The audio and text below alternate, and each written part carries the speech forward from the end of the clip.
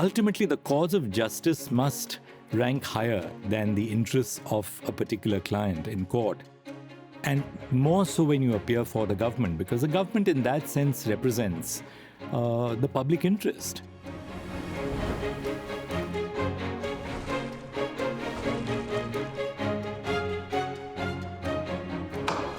Welcome to the podcast series of the Bombay Bar Association. I am Chetan Kapadia, and it is my privilege to introduce two towering figures of our profession.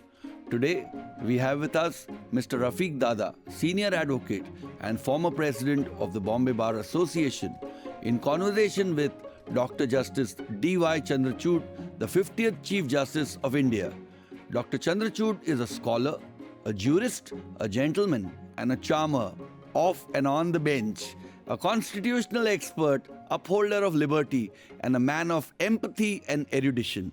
I believe you initially studied in Mumbai before you went to Delhi. What were your early days like? Rafique Sahib, I began my schooling in Mumbai.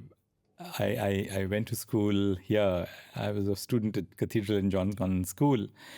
And when my parents moved to Delhi, I went to school in Delhi and then to university, St. Stephen's College, for a course in economics and mathematics for the BA Honours. And then I followed it up with an LLB at the Campus Law Centre. So it was very different, being in Mumbai and being in Delhi at that time. Of course, differences in language. The default language in school in Mumbai was English. The default language in school in Delhi was Hindi. So I developed a love for Hindi after I went to Delhi, which has stood me in good stead. And now it's really a language of my heart, apart from my own mother tongue, Marathi and English. In fact, starting law was a bit of an accident because I topped Delhi University and we had some amazing batchmates with us. Yes. When I was doing my law, when I was doing my BA in economics. And I thought that I'm going to pursue a master's in economics at the Delhi School of Economics after I had stood first in Delhi University. But then the Delhi Law Faculty was going to commence, the term a little earlier. And once I took admission for the LLB program, the degree course at Campus Law Centre, there was no going back. We had some amazing teachers, at the Delhi University. We had teachers, who were truly iconic. We had teachers like Mulchand Sharma, who taught us contract law. We had Lotika Sarkar, who taught us criminology and gender. And we had Dr. B. Shivramaya, who taught us law and poverty. In fact, I must tell you this, that my first book, Why the Constitution Matters, has just been released for, should I say, public consumption. And the royalty from my part of the proceeds of the book will go to the Campus Law Centre to be used on request in the memory of these three great teachers who taught us. So Delhi University in that sense exposed us not just to the law which we learned, which was amazing in a sense, but it also exposed us to different ideas, the proliferation of a free exchange of views, particularly as students at the Law College, the Campus Law Centre. So all in all, it was a wonderful time of learning and relearning. You initially started your practice in Delhi and then you decided to shift to Mumbai. What was the reason which impelled you to do that? Rafique Sahib, I began practicing in Delhi. Those 2 years were great because, though I was at the bottom of the ladder, I had just returned from Harvard Law School with an LLM and a doctorate in juridical sciences, the SJD. But soon enough, I realized that even if you have a doctorate in law, you still are at the bottom of the ladder. We've all been through that. And, I had an opportunity to deal, to appear with both Mr. Mariyam and Mr. Sorabji in those days. Soli was briefed in this very interesting case on the repromulgation of ordinances. There was this professor of economics who was researching into land tenures in Bihar at the Gokhale Institute of Economics and Politics. Dr. Wadhwa, DC Wadhwa. And, when he was researching into land tenures, he realized that there were ordinances which were re-promulgated in the state of Bihar for years on end without being placed before the state legislature for being converted into an act. And he said, surely this is something which is wrong. He was not a lawyer, but he started, researching into the area. And that culminated into a book. The book became the subject matter of a petition under Article 32 of the Constitution. And Soli was leading the arguments. And he called me out into the corridor and said, well, I'm doing this pro bono and like you to appear with me as my junior. Likewise, I had an opportunity of appearing with Mr. Nariman, Fali Nariman, in a number of cases. And, commercial cases, constitutional cases. I'd like to mention just one of them, the prosecution against several chief ministers, if I'm not mistaken, 3 chief ministers. Among them was Nandini Satpathy, who was then the chief minister of Orissa, was sought to be withdrawn. And the withdrawal of the prosecution was sought to be challenged. And then that matter was referred to a constitution bench. When Fali opened the arguments, he was not basically a criminal lawyer, but he was arguing this combination of criminal and constitutional law. But his opening address to the Constitutional Bench, presided over by Chief Justice P.N. Bhagwati, was among the most brilliant arguments I've ever seen in my life, either as a lawyer or as a judge. So that was a tremendous time of learning the law and seeing at close quarters how lawyers sort of unfold their vision of a case. I remember while briefing Mr. Nariman in that case, the judges were confabulating. They were having a discussion with each other. And I thought that I will use the time when the judges were discussing to tell Mr. Nariman which were the next 3 cases that we were going to cite. So he sort of very quietly put his hand out. He was pretty patient with me. And he said, listen, quiet. When the judges are talking to each other, just watch them, he said. I'm not sure he could lip read what the judges were saying. But what he was trying to tell me, you'll at least understand what the judges are, confabulating perhaps about the general drift of what's happening, their mannerisms, the way they are approaching each other. So apart from just the substantive law, the courtcraft is something which was fascinating to learn from Fali Nariman.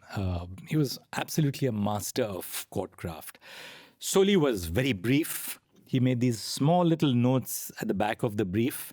And Soli's chamber had a galaxy of very talented people working for him in those days. But all in all, it was a wonderful time of learning the law at literally the feet of these great masters of the legal profession. Because you were also one of the most outstanding juniors in Bombay when you started. Thank you for the compliment, but I must confess, completely briefless junior in my when I began my practice in Mumbai. I shifted from Delhi to Mumbai, Rafique Sahib, because I realized very soon enough in the Supreme Court that though the cases which I was briefed to appear were many of them of very seminal importance from the perspective of the development of the law, ultimately the arguments were being made by the top seniors of the time. And that was a flip side, because the cases where I was appearing in the Supreme Court were not cases of the nature where a junior would be briefed to appear. Of course, over a period of time, I was getting my own appearances. A lot of lawyers from Mumbai, from Pune, from different parts of Maharashtra were sending me work, whether it was criminal work, it was civil or commercial work. But I realized, and this was something which was given to me by way of an advice by Mr. V.M. Tarkunde, a very distinguished judge of the Bombay High Court, who was one of the founders of the People Union for Civil Liberties. And Tarkunde actually was my father's colleague in the Bombay High Court when they were judges. And he and his wife virtually treated me like their own child. And one evening when we were researching together on a case which was since reported as Sodan Singh versus New Delhi Municipal Committee. It was on the hawkers of Delhi. And Tarkunde told me that, look, at your stage, you should be concentrating on good turnover of work. That's where you learn the craft of lawyering. And he advised me, and so did my father, to consider going back to Mumbai. Just about that time, I met Jangu Gagrat, who had come to Delhi for a case in the Supreme Court. So I asked him, well, what do you think about the pros and cons of settling down in Delhi and going to Mumbai? Because I've been advised to go back to Mumbai and practice. So he looked at me, with a twinkle in the eye and said, if you want to learn the law, come to Mumbai. If you want to earn money, stay in Delhi. Now, that's not exactly, I feel, a very correct exposition. It perhaps reflected the Mumbai lawyers' approach to practice in the Supreme Court. But that led me, and just that day, as it so happened, Mr. Temtan Nandyarujana was appearing in the Supreme Court. So Jangu said, hey, listen, Temtan is in town today. Why don't you just walk up to him and tell him that you'd like to join his chamber? So I caught up with Mr. Nandyarujana and he said, sure, please come and join me in my chambers. So the first day that I went to his chamber was truly a learning experience. I walked into his chamber. Temtan used to come to the chambers, carry his own green canvas bag from his Fiat into the chamber. And I said, good morning, sir. So Temtan looks at me and says, there are no sirs in chambers. I'm Temtan. It was a little difficult to call your senior by his first name. But once you made that adjustment, you realized something which is at the core of, the work of chambers, particularly on the original side in those days, which was the sense of equality. Now, in a sense, there was no equality because, the people we were working with, my own senior was such a distinguished lawyer in the Bombay High Court. But there was this feeling of intense camaraderie. Of course, for some reason, I never called you by your first name. I always called you Rafique Saheb, which is stuck all these years since I first met you in 1986 or 87. It's 38 years now. So it was a wonderful time of camaraderie at the Bombay Bar. So it is a great tradition. Then what about your experiences as the ASG? You took office around 1998. In fact, Rafique Saheb, I succeeded you as the Additional Solicitor General of That's India. where they started the whole ASG in the Western region. Yes. So what was your experience like as an ASG, doing government work and, facing interestingly, flak for matters? Being an ASG, like being the Advocate General, the Additional Solicitor General as well, is not an easy job in the sense that you have to really defend the government. But one thing which I think all of us learned from our peers, our seniors who were appearing for the government, is not to try and defend the indefensible. I think we learned that from you. Thank you very much. I learned that from the very distinguished people who were appearing for the government for the state as well, which was the ability to place a case for the state in a fair manner. Because I don't think either you as the ASG or me as the ASG that we felt that we were the mouthpiece of the union government. Of course, we had to defend a case which was entrusted to us, a brief which was entrusted to us by the union government to argue. But having said that, the point is that, all these constitutional offices, the ASG is incidentally not a constitutional office, the AG is, the solicitor is, the attorney general is. But be that as it may, the fact that, there's an enormous sense of duty which is cast from someone who appears for the government. You have to defend your client, but you have a private citizen or a private corporate entity, as the case may be, on the other side. And they are there in court to espouse their rights. And it's important to understand the function of the law officer for the union government in arriving at just outcomes. Because these just outcomes which are arrived at in a court give rise to a sense of credibility and legitimacy of the Indian judiciary. Sometimes, people believe that, you can cut corners, be a little liberal with the truth when you make an argument, and perhaps succeed in a given case. But I never thought of it in that way because ultimately the cause of justice must rank higher than the interests of a particular client in court. And more so when you appear for the government, because the government in that sense represents the public interest. Yes. And this is something, which our predecessors instilled on us, the importance of being fair to the court. And of course, we had great judges. If you were found out, that was the end of your argument, and you'd, leave such a bad impression with the court that here's a young lawyer who is never fair to either the other side. And, interestingly, Rafique Saib, your opponents in a case always know the reputation of the person who's appearing on the other side, whether that opponent is trustworthy, and that reputation builds up over a period of time. A fair opponent, we'll be, of course, talking about my work as a judge, but even in a judicial career, that there are lawyers who would never mess around with the truth with you. So, there were lawyers who would give you a statement of fact, and you would just take that statement of fact and be sure that there's going to be no misstatement in that statement of fact. On the other hand, if you find out that someone has tried to mislead you, it leaves a very bad impression in the mind, isn't it? And what about your decision to go on the bench, which you took, I think, a couple of years after you became the ASG? Yes, Rafique Saib. And what was the reason which impelled you to do this contribution to society? So one fine evening, I got a message that the Chief Justice has requested me to come and see him in his chamber. And I was actually on my way to the airport because I was appearing for the Bombay High Court in a case before the Supreme Court. Yes. We were in appeal. So I get this call, and my office clerk says that, he's on his way to the airport. So I went and met Chief Justice M.B. Shah the next day. So he says, in his very inimitable style, he says, I want you to join the bench. And I think Justice Variava was sitting with him in the chamber, and Justice Ashok Agarwal was sitting with him in his chamber. So I looked at him and said, can I have a few days to just consult with family? So he said, what are you going to consult family about? You have to say yes, here and now. So I said, I have to also work out finances. So he says, well, all of you here in Mumbai mint money. And I said, no, sir, Chief Justice, you don't seem to have the correct impression here. We mark our fees in GMs, which is the gold mohurs. Yes. But 15 rupees to 1 GM. But I said, our fees are never paid in GMs. So we are very reasonable, particularly as young lawyers.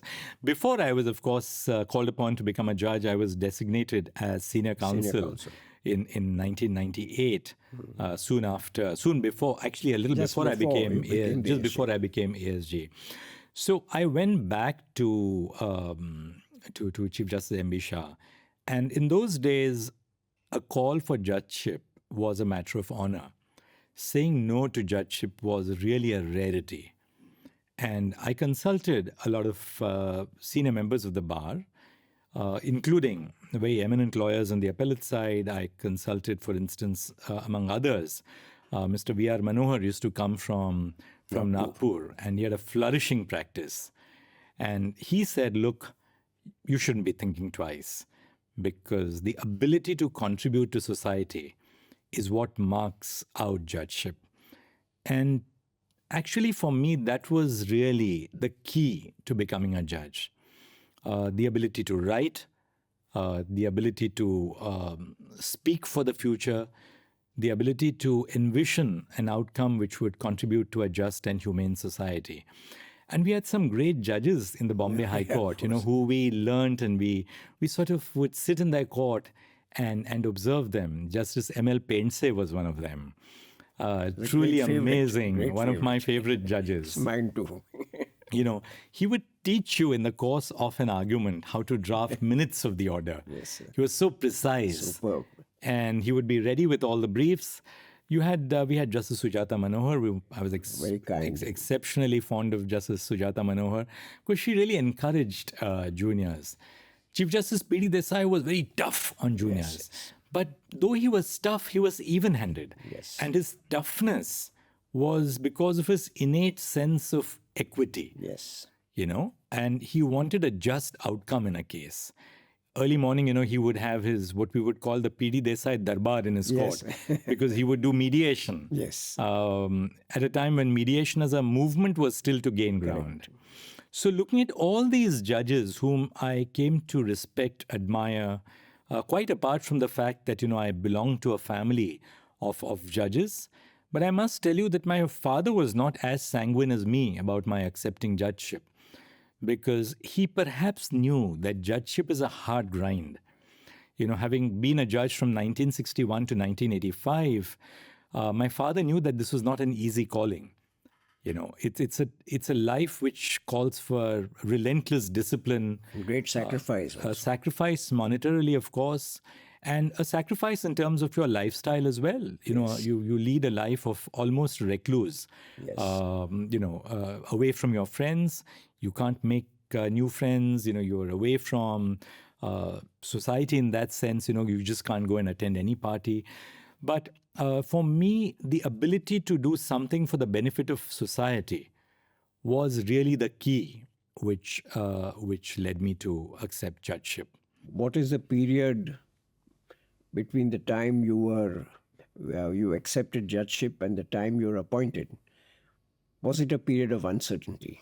I was asked to become a judge sometime in 1998. Yes. And my appointment was not coming through. Yes, correct. And it was over 2 years. I felt at some point of time, and there was a personal crisis at home as well. My late former wife was, she was undergoing treatment for cancer. And we didn't know whether to buy a new house, because, if we had to buy a new house, that meant we had to take a loan. If you took a loan, you wouldn't be able to pay the loan from the judge's salary. So one fine day, I decided I'm going to withdraw from the offer of judgeship. And, there's a little, even in times of darkness, and, there's always a moment to chuckle about. So I called Justice Bobde up, who is then not Justice, but Mr. Bobde, Sharad Bobde. And I told Sharad in the night, I said, tomorrow morning I'm going to go to, tomorrow afternoon, I'm going to go to Chief Justice Y.K. Sabarwal, and I'm going to withdraw my consent to becoming a judge. And he said that, hey, I was thinking of doing the same thing. So will you do me a favor? When you hand in your letter, please tell Chief Justice Sabarwal that Sharad Bobde is also withdrawing from his consent to become a judge. So I trooped into Chief Justice Sabarwal's office at about 5 o'clock in the evening. And one of my juniors came along with me just to sort of, make sure that I don't then have second thoughts, because my juniors were saying, don't become a judge. Dr. Birendra Saraf, Girish Kulkarni, who's now Justice Girish Kulkarni, Alpana Gone, they were all saying, don't become a judge. You have to be a lawyer. So they were, one of my juniors was standing guard as I went inside Chief Justice Sabarwal's chamber. So when I told him what I had come for, he said, look, we're not going to discuss it in the Chief Justice's chamber. You come to my home tomorrow, and come to my home tomorrow with your spouse. And then the next day, Chief Justice Sabarwal told me, he said, these are very important constitutional offices. You can't just change your mind, say yes, and then say no. But he says, I understand what the problem is. I explained to him what the problem was. I told him, look, it's not a question of money or, the difference in emoluments. It's this issue. My wife was with me. Rashmi was with me. And he says, give me 2 weeks. If in 2 weeks I don't have an answer for you, then you're free to go your own way. And within 2 weeks, he came back to me and said, your appointment is coming through, because I've explained to the Chief Justice of India that, you in any case, and possibly the second in the trio, which was appointed together, Justice Khanwilkar, you're going to likely to back out. So I remember when you started as a judge, you sat till 6 o'clock in a division bench, though the court time was 5, and there's some very important judgments you delivered. Any of them would you like to share? Any experience as a judge? Any great judgment you delivered? So, now talking about the cases which we did, yes, there was some great, jurisprudence which, came my way and which I was able to contribute to, But ultimately, Rafique Saib, the cases which leave a big imprint on your mind are cases which make a difference to either fundamental values such as the freedom of speech and expression, or for that matter, make a difference to the lives of individual citizens. Those sort of stay back. The complex cases which you decide, they will of course remain in the law reports. Precedent book, yeah. But it's these cases which sort of stay back in the mind. Just to tell you, I was a vacation judge in the summer of 2000. And I used to sit every evening till 8:39 at night in court as a single judge.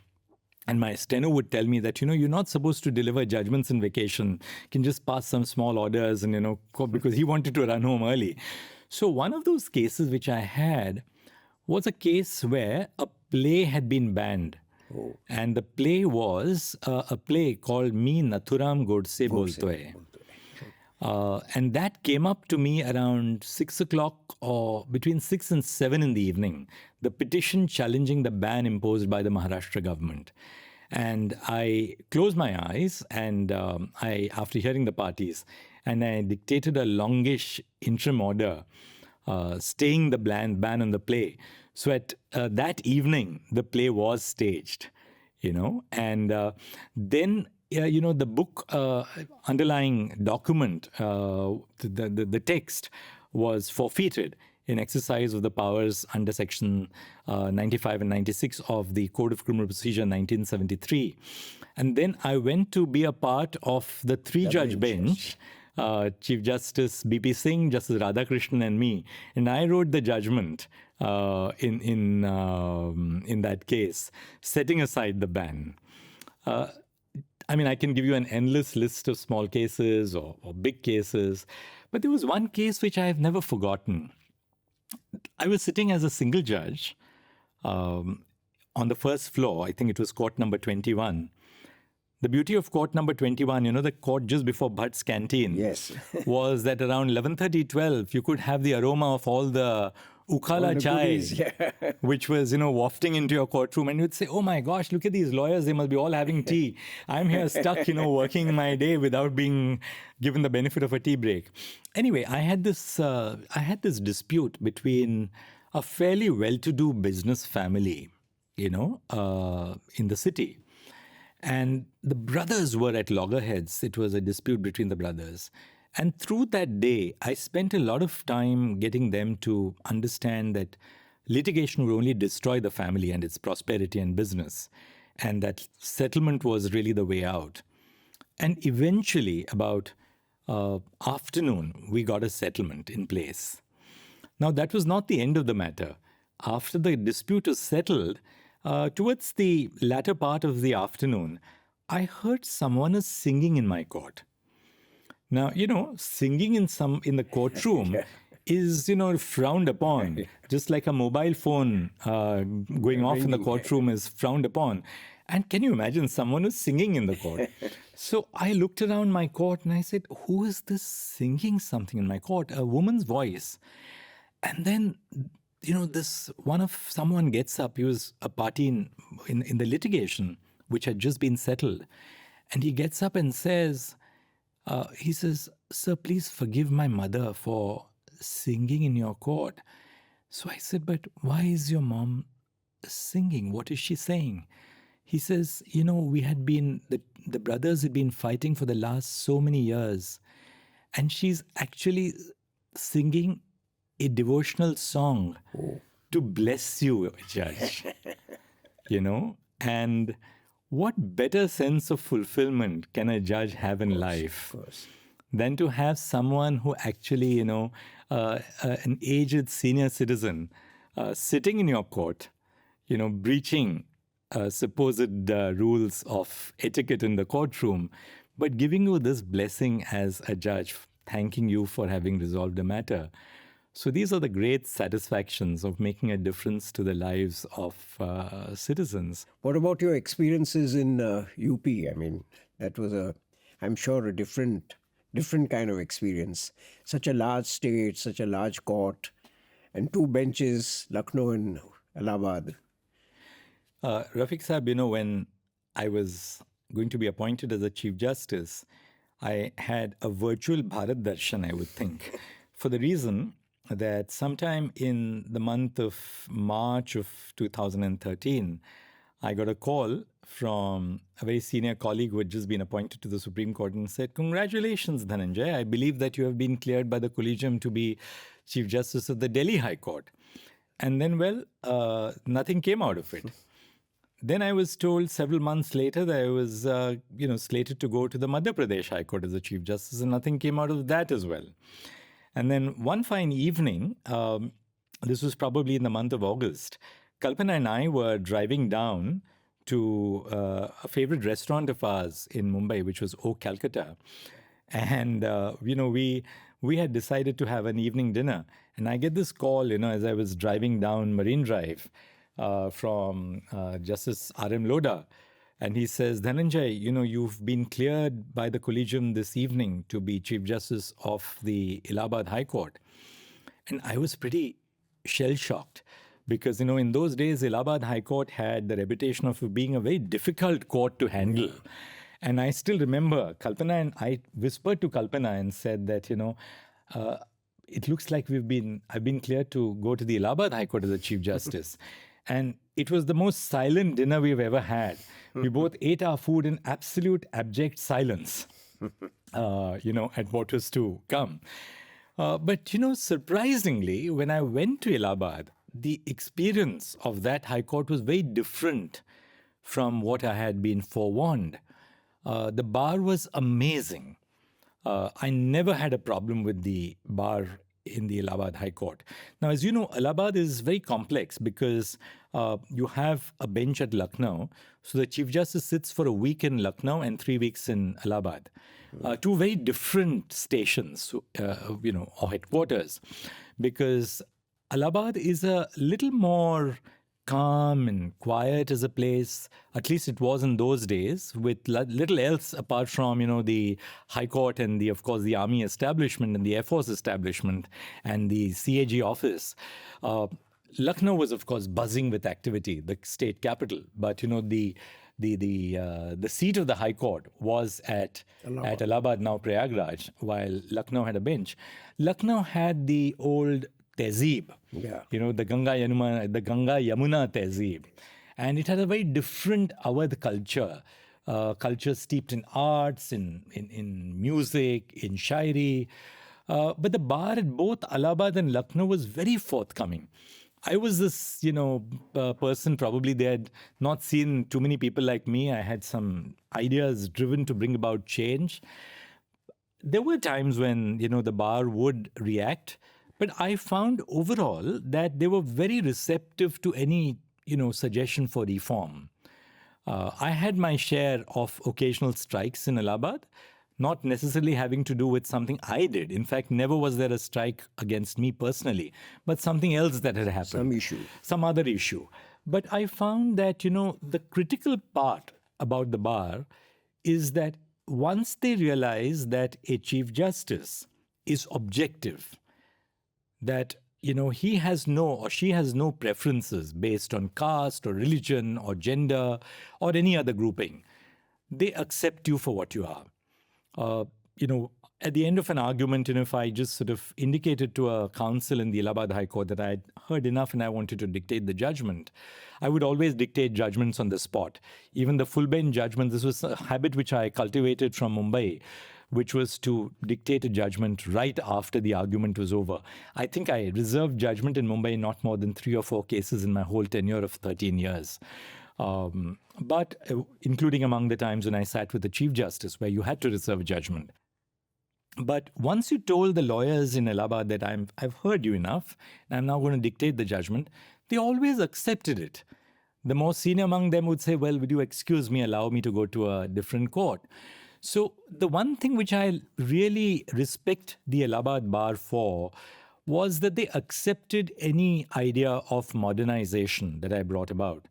The entire building at Lucknow was constructed during my tenure So, the building, which was probably one of the finest buildings today for high courts in the country, came up during those 3 years that I spent in Allahabad and Lucknow. Mumbai is a city which is very cosmopolitan. It is buzzing with restaurants. You could go to an occasional. You had the United Services Club, run by the US Club, the US Club, as we call it, which is run by the armed forces, by the Navy predominantly. There was, Allahabad was quieter. But having gone to Allahabad, I think one thing which I learned, Rafique Sahib, is there's so little that you need in life to be happy. And you can find happiness in very quiet surroundings. Yes. Being in UP gave me an opportunity to travel, the length and breadth of the state.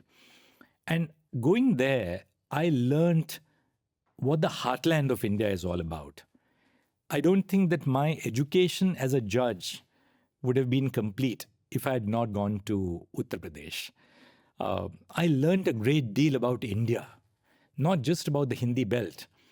I would speak to lawyers in Hindi, and I would joke at myself, seeking pardon for interspersing my Hindi with a few Marathi words. Yes. But they were very forthcoming. They loved the fact that there was someone who was trying to become a part of them. What lawyers, particularly in states, don't like when a Chief Justice comes from outside is someone who tries to impose a completely new system on them. If you work your way within the traditions of that High Court, understand what those traditions are, and then try and bring about incremental change, you find that the lawyers are very, very forthcoming. I got some great support from colleagues in the Allahabad High Court. Fantastic support from colleagues. Some of those colleagues I've worked with even in the Supreme Court. Justice Vikram Nath was one of my colleagues in the Allahabad High Court. If I had a problem and I just walked up to Vikram and said, hey, Vikram, this is an issue which I need some intervention. And he would just say, forget about it, Chief, I'll handle it for you. I had several other colleagues who also rose to the occasion. Justice Manoj Mishra then became a judge of the Supreme Court with me. So we formed wonderful bonds with the colleagues in the Allahabad High Court. So it was truly a learning experience to spend those 3 years in Allahabad and Lucknow, something I haven't forgotten even now. Oh, coming to the Supreme Court, where ultimately you became the Chief Justice of India, what was your experience, and what are the cases you'd like to speak about? There were so many of them. I think you wrote the maximum judgments on constitutional law. When I went to the Supreme Court, it was not a very easy transition. Yes. In the high courts, typically you do work of a particular genre. You have assignments. So, for instance, in Mumbai, if you did the tax assignment, you do just tax work for the next 3 months or 10 weeks. And that was again distributed into direct and indirect tax. Correct. In the Supreme Court, the real challenge was to find your rhythm in the cycle of work. Because in the Supreme Court, you do a wide diversity of work. Almost every judge does criminal work in the Supreme Court because that has the largest inflow. So, this diversity and the constant shuffling of, the intellectual challenges from case to case is something which you have to learn in the Supreme Court, and you have to set your own pattern of work. For Mondays and Fridays, you have to learn, you have to read 70, 80 cases. Come Tuesday, you've just finished your reading for Monday on Sunday. And again, Tuesdays, you have cases which come up after notice. Another 40 cases to read on Tuesday. Wednesday and Thursday, if you're in a constitution bench, you're doing CB cases, we used to call them. So this was the great challenge in the Supreme Court. What about the right of privacy, which you decided in the Puthuswamy case? Puthuswamy was a judge in the Karnataka High Court. Yes. And he took up this cause. Interestingly, the union government came to the Supreme Court with the plea that there is no right to privacy under the Indian Constitution. Because there was, in fact, a judgment, an early judgment of the Supreme Court which said that privacy is not a fundamental right. There was a passing observation. The issue arose in the context of the challenge to the Aadhaar legislation. So the first issue which was referred was whether privacy is a constitutional right, a fundamental right. That went to 9 judges because the earlier judgment was a judgment of 7 judges. So we were reconsidering a judgment which said that privacy is not a fundamental right. And writing that judgment was truly a challenge because we didn't have the facts of a particular case before us. The Aadhaar case was not being argued when we decided whether privacy was a fundamental right. So when crafting the judgment, and I wrote the lead judgment for a plurality of judges, 4 judges out of the 9, with other concurring opinions. There was no dissent there. The real challenge was first to decide whether privacy is a constitutional fundamental right, which is not a problem. I was very clear in my mind that privacy, though not expressly mentioned in the Constitution, is an emanation and intrinsic to human dignity, personal liberty, and the right to life. But then what all does privacy extend to? It, of course, extends to your own home. It extends to the most intimate parts of the home, like the bedroom. It also extends to public spaces. Privacy is not just about staying in your own home, but allowing yourselves to have a private life even in a public space in that sense. So there is this great thing about privacy. The next part was in today's technological age, how far does privacy go? So we also said that there's digital privacy. There has to be privacy in the digital world as well, data privacy, which then leads you to data security. So informational, privacy. So the judgment really explored a lot of vistas, which are only gradually now opening up. Privacy of every woman, bodily autonomy, bodily agency for every woman to make fundamental decisions on areas like reproductive choices.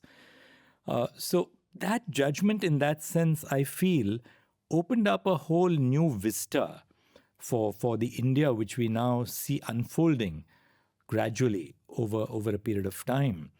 And I therefore feel that privacy, the judgment which laid down privacy to be a fundamental right, opened up a whole space in our jurisprudence. So you had a very large canvas to write on when you were in the Supreme Court and made a great contribution to justice. What about the feeling that how society would view your judgment, the societal impact of the judgment? Was there a factor ever working on your mind? Speaking for myself, I've never believed that a judge should shy away from taking a position merely based on how society will view that judgment. Because judgments speak to constitutional values, and they are fundamentally based on what the Constitution mandates. Correct. I don't therefore believe that a judge or a judgment should take a different position merely on the basis of a perceived view which any segment of society would have to that judgment. If you feel that that is morally or a constitutionally, more than morally, a constitutionally moral and a constitutionally valued option. You, of course, look at the impact of the judgment on society, on which way society would be led to evolve for the future on the basis of this judgment, which is very different from how constitutional judgments would be viewed by society. How they would be accepted or not accepted by society is one aspect. But the impact of the judgment on the evolving future is something obviously which the court has to bear in mind. And it's all about your vision as a judge on which way a just and humane society should be evolving for the future. So now it's been a privilege speaking to you, but what is your message to young lawyers? And what is your message in this digital age? Where do you believe we should be heading?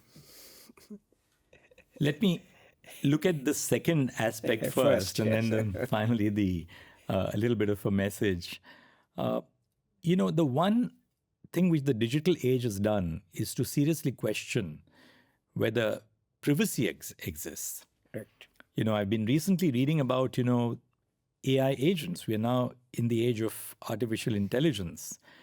And India is a part of the movement. We are not standing aloof from the movement. It's said that there are about 700 million users of OpenAI's ChatGPT in India.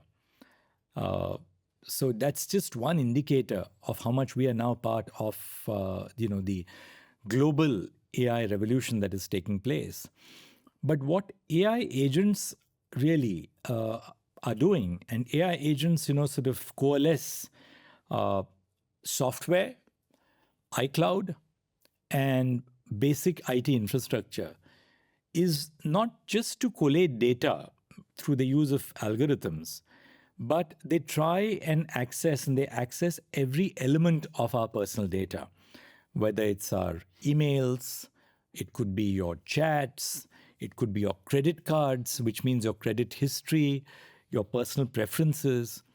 So today, what AI has the potent to do is to be able to analyze every aspect of our lives. Just not in terms of only the food which you order, but almost every aspect of your being, your health status, which is deduced on the basis of all the preferences which you make and the footprints which you leave in the electronic world by the choices which we are constantly making, by what we read, about what we hear, the music which you hear. Now, that leads us to the whole question as to whether privacy at all exists in or would exist in a world which is going to be dominated by AI. I personally don't have a cynical or a pessimistic view of this. I just feel that, our societies need to reorientate themselves. Greater transparency on the part of developers in disclosing the purposes for which our data would be used, not just general obfuscated statements on how the data would be used. We as, the purveyors of data, we are the source and origin of data as human beings. We should be very clear on what our data is going to be used for. So going forward, I think there's a great amount which lawyers have to contribute towards data regulation, because lawyers have this ability, to speak truth to power. That's one. Second, by our very training, lawyers are taught to question. Our profession is a profession where we are constantly told to question our opponents, question each other, question theorems, so to speak. And therefore, a new synthesis emerges in the legal profession. So law, I feel, has a very vital role to play, both in terms of allowing for innovation, because there is this balance. You have privacy and data security on the one hand, and you have the need for innovation on the other hand. So you can't really forsake one for the other. There has to be this golden mean between data privacy and security and the need for innovation, because let's make no bones about it. AI is going to lead us into unexplored areas like healthcare, or education. In areas where, healthcare is not easily accessible, particularly for people living in rural communities, or education. AI can completely transform access to education and healthcare. But equally, AI has this great danger of exposing everything of our personal lives for scrutiny. So I feel that, the legal profession, judges, lawyers, have a very vital role to play in the age in which we are now living and which we are now going to be moving towards, namely an age which is dominated by artificial intelligence. Your question on what I can say to young lawyers. But just, a few more years of experience and a little more gray hair, I think I can venture to say a few things. The first, I think, is that you need great professionals, whether it's on the lawyering side of the profession or on the judging side of the profession, as we see it. You need top flight professionals who would be lawyers. You would need top flight lawyers who would become judges, because one side of the profession cannot exist without the other. Correct. One of the great problems which we are facing today is that lawyers are not accepting judgeship. And that is a cause for concern for the future. I don't think it's just a question of the fact that lawyers make much more money than judges who are dependent on their salary. There are many lawyers I know who are not just refusing judgeship for the lack of adequate emoluments, but the fact that we are now in an age where there's social media presence, everything that a judge does is scrutinized, judges are being trolled extensively in the media, without perhaps many people understanding the true nature of the role of a judge. But having said that, I think particularly for the young lawyers, it's important to understand how fulfilling a life in public law and public service can be.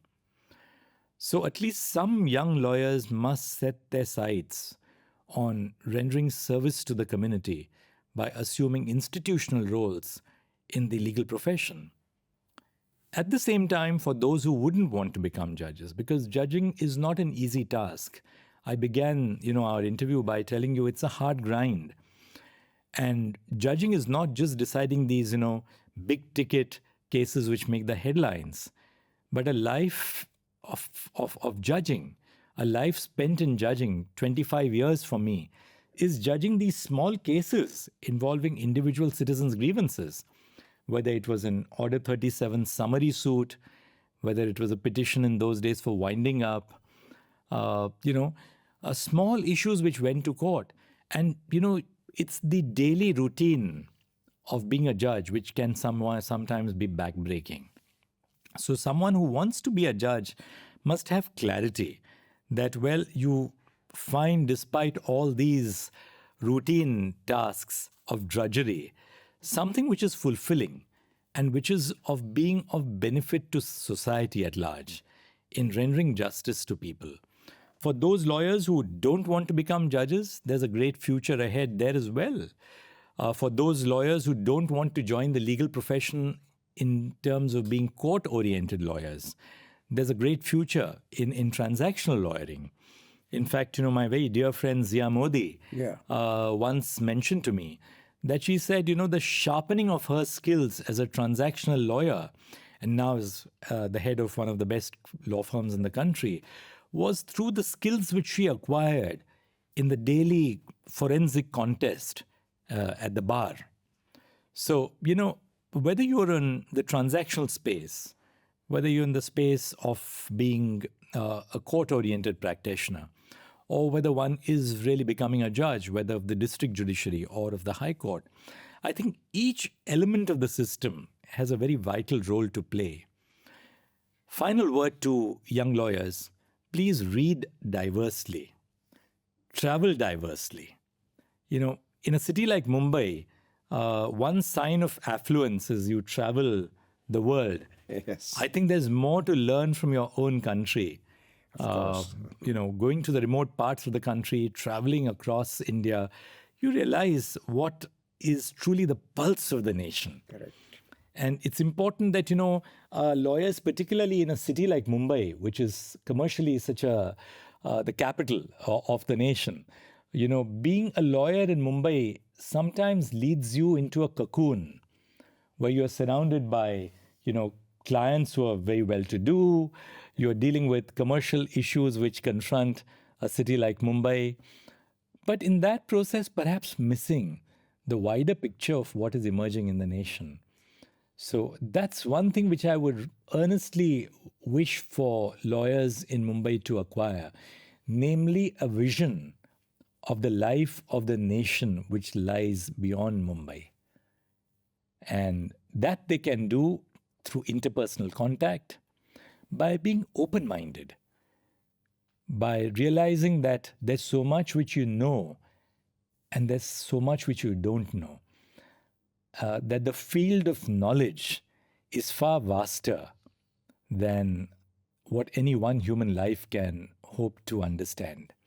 And when we have that sense of openness in our dealings with others, I think it enriches us personally.